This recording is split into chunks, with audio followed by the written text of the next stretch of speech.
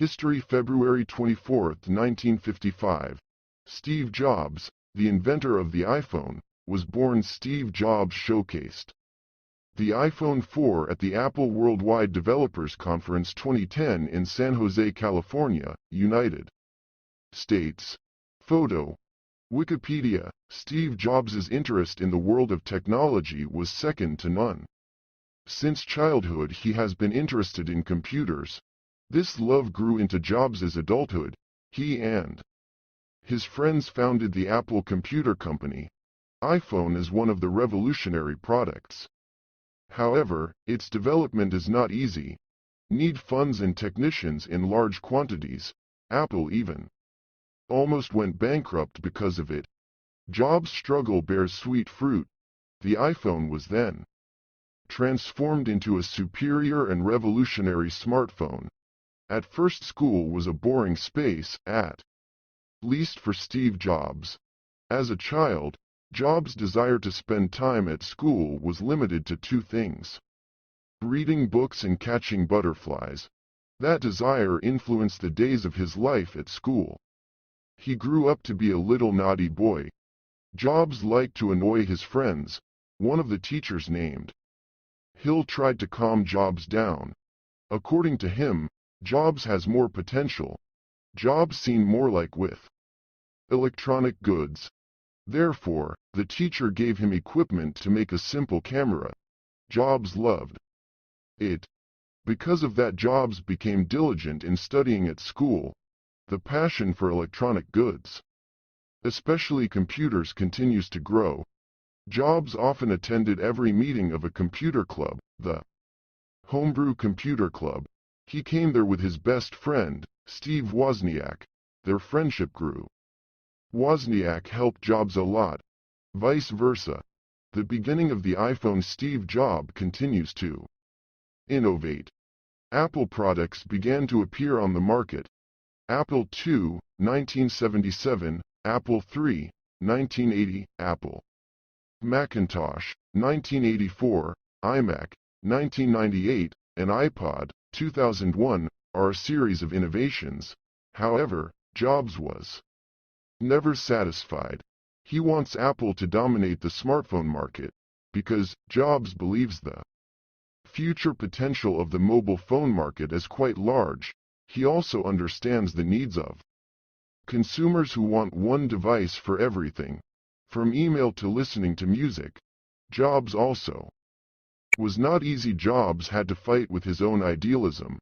Moreover, the world of mobile phones is a new world for him and Apple. After all, Apple does not have strong experience building the mobile phone industry. But Jobs did not care. He broke everything. The iPhone project started in 2004.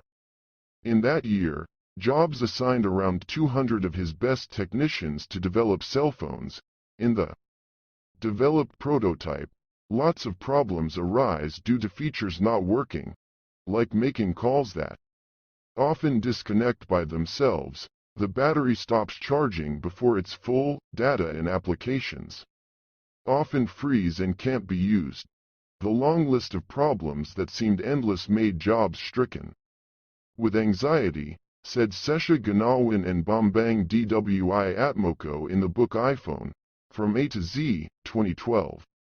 The cell phone work project had hit a deadlock. In fact, had become a serious problem for Apple. The development nearly bankrupted Apple.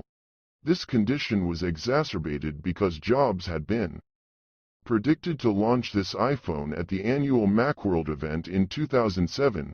The big name Jobs is at stake. He plays a trick, a ploy that made Jobs have to work with telecommunications company from the US, AT&T. Jobs' ability in diplomacy made Apple and AT&T work together. Millions of US dollars fresh funds and technical assistance came out. The assistance was very meaningful for Jobs to continue his innovation to give birth to the iPhone. Not without reason Jobs would accept help from AT&T. The telecommunications company from the US gives Apple the freedom to be creative. Apple remains in full control of the project. This includes product design and marketing. The support made Jobs' dream come true. A device that is predicted to shake the world because it is more advanced than any product in the coming years has been born. iPhones, the names, shortly before the iPhone was introduced to the public on January 9, 2007, Jobs first showed the iPhone to a legendary venture capitalist, John Doerr. The move was to believe John Doerr that a revolutionary cell phone was born. In Jobs' eyes, Wozniak's skills as a technician were quite capable. Jobs racked his brain. An idea emerged. He wanted to set up a company that marketed computers made by Wozniak in 1976. The name Apple Computer Company. The first revolutionary product produced was the Apple I computer. Apple I was shown to the public for the first time at the Homebrew Computer Club. They built 200 computers. The Apple I was sold as a motherboard, with CPU, RAM, and basic textual video chips. Rather than what is now called a full-fledged personal computer, users need to provide two different AC input voltages, connects an ASCII keyboard, not supplied with the computer, with a DIP connector, providing logic inverter and alpha lock chips in some cases, and connects the video output to an RF modulator if using a TV set. Apple I sold in July 1976 for $666.66. Wozniak wanted this number because he wanted a number that was repeated, said Hermawan Aksan in the book Steve Jobs, The Genius Brain Behind Apple's Success, 2008, the beginning of the iPhone. Steve Jobs continues to innovate. Apple products began to appear on the market. Apple II. 1977, Apple III, 1980, Apple Macintosh, 1984, iMac, 1998, and iPod, 2001, are a series of innovations. However, Jobs was never satisfied. He wants Apple to dominate the smartphone market.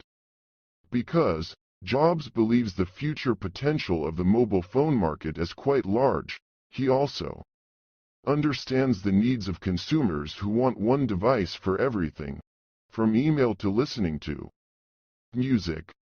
Jobs also aspired to create a revolutionary mobile phone which was later called the iPhone. The struggle was not